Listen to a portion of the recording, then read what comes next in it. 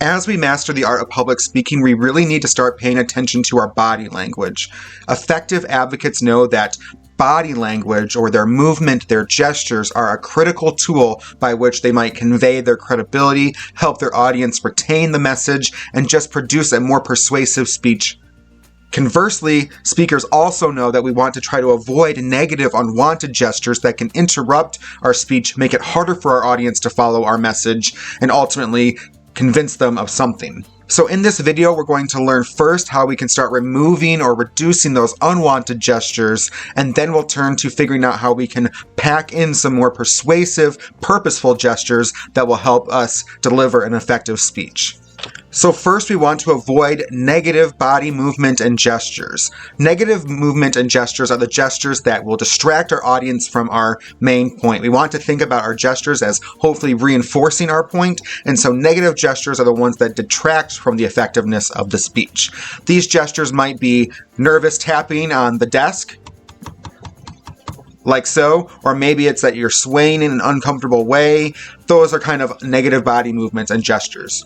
Oftentimes, we might not notice that we are including negative body movements or gestures, and so again, one of the most effective ways to notice the problem is to record yourself. So take a moment to either record yourself or to watch yourself in the mirror to see what gestures you are naturally doing and decide if those gestures are negative or if they're just natural and fine as they are. Of course, negative gestures often come from anxiety, and so I'm going to take a little bit of time to talk about that anxiety directly. Now, I know anxiety is a big issue with a lot of people, and so there are other videos on this channel about how to address anxiety. I would encourage you to check those out, but I want to talk about two specific tips right now. The first specific tip is finger mustache breathing, and the second tip is to visualize your success speaking. So finger mustache breathing involves you taking your pointer finger, putting it like you're making a mustache underneath your nose, and then pushing up a little bit onto that base of your nose. You're going to take deep breaths in and deep breaths out as you have the finger mustache, and as you take those deep breaths, you should feel yourself getting a little bit more calm as you prepare to give that speech. Now, the second tip here is visualization. Visualization is all about trying to imagine yourself giving a great speech. And so what I usually like to do is find a quiet place where I can just kind of think for a moment, and I'm really telling myself, right, this speech is going to be successful. I'm not going to make many mistakes. If I do make a mistake, I'm going to keep going and still have a successful delivery. I'm going to imagine my audience clapping for me, and all of those things are putting me in the right frame of mind to deliver a strong speech and to turn that nervous energy into energy that's going to help me deliver an effective speech. One specific negative or unwanted gesture that you might be doing is holding onto the podium or something else that is around you. I normally call this the death grip because it looks like someone's holding on for dear life as they are giving their speech, or they are kind of reinforcing a lot of that negative tension in their muscles because they're squeezing onto that podium so hard they just look tensed. And so if you are doing this, or you notice that you are doing this, just take your hands, pull them off the podium. I also recommend that you practice your presentation somewhere that is not near anything that you can actually hold on to. So sometimes what I do is have my computer with my notes a little bit away from me. I blow up the font really big, and I just practice reading my presentation away from anything that I can hold on to help me avoid that death grip on the podium. Another common gesture I often witness from anxiety is when people really hold on to themselves or grip themselves in some shape, way, or form. Sometimes it's that their elbows are like pressed up against their chest, or they're holding on to themselves.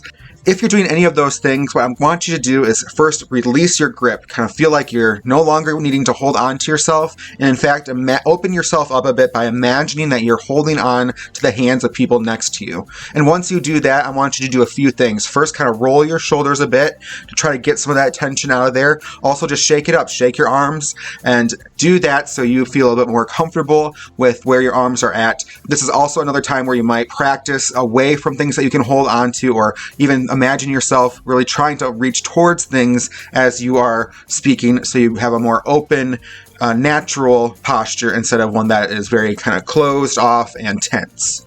After you eliminate the negative gestures from your performance, it's time to work on including some of those positive, helpful gestures that will reinforce our point to our audience. Don't just add in these gestures haphazardly. Have a specific reason for why you are adding in the gesture that you are adding in. For example, you might think of ways that you can add in gestures to emphasize points. Sometimes people do this by stepping towards the audience to emphasize an important point or an important statistic that they really want the audience to notice. You can also think about adding in gestures to help you with your transitions. Some people use simple transitions like having 1, 2, 3, 4 for the points that they are trying to make, and so the audience can follow along. If there's 5 points, they can follow along. There's the first point, there's the second point, there's the third point. You also might step to the side or look towards another part of your audience to emphasize that transition. You can also use gestures to reinforce the meaning of the words that you're using. For example, if you are talking about something that's really huge, you might use a gesture that opens up your arms to show the audience how huge the thing is that you are talking about. Other times, you might just raise your hand a little bit to show your audience that you're ready for questions, or even if it's the end of your presentation and you are ready for questions, just say, hey, any questions there? And model the behavior that you are looking for your audience to do. So remember that our gestures can be strategic. They can help us reinforce our points.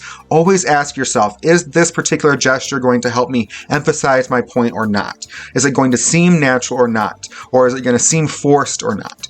Answering those questions are going to help you include more positive, meaningful gestures in your speech, so give that a try. And so there you have it, a few tips about how to improve your gestures and body movement as you are delivering a speech. Continue practicing these tips and you'll be delivering strong speeches with effective gestures in no time.